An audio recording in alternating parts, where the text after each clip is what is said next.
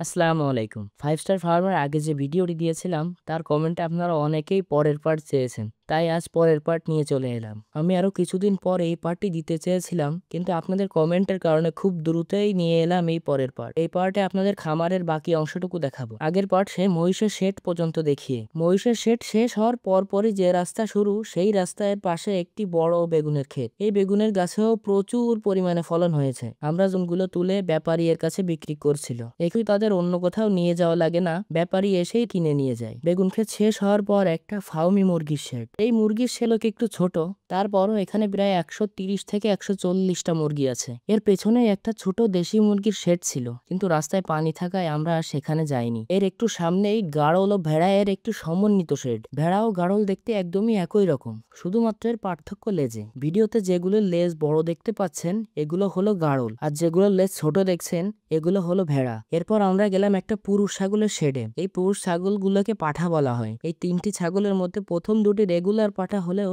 তৃতীয় পাঠাটি খুবই ইউনিক। এটি একটি আলাদা জাতের পাঠা। এর গায়ের লোমগুলো প্রায় 1 বিঘাত করে লম্বা, আর এই লম্বা পশমগুলোর কারণেই বাকিদের থেকে একে আলাদা ও বেশি সুন্দর লাগছে। আমি জানি না এটা কি জাতের পাঠা, আপনারা যদি কেউ জেনে থাকেন তাহলে নিশ্চয়ই কমেন্টে জানাবেন। এরপর আমরা পাঠায়ের ঘরের ভিতর ঢুকলাম। এই ঘরের ভিতর প্রতিটা পাঠায়ের জন্য আবার আলাদা আলাদা করে একটি ঘর আছে। এই পাঠাগুলো তাদের খামারের ব্রিডার ছাগল। সামনে যে টিন শেডটি দেখতে পাচ্ছেন ওই টিন শেডের ভিতরেই রাখা আছে মাদি ছাগলগুলা। এরপর আমরা দেখলাম সারি সারি মিয়াজাকি আম গাছ। এটি হলো বিশ্বের সব থেকে দামি আম। এখানে প্রতিটা গাছেই 2-3টি করে আম হয়েছে। গাছগুলা ছোট হওয়ায় এখানে প্রতিটা গাছেই 2-3টি করে আম হয়েছে। যেহেতু গাছে আম কম, তাই এগুলো সাইজ একটু বড় বড় হয়েছে। প্রতিটা আমই প্রায় 700 থেকে 800 গ্রাম হয়েছে।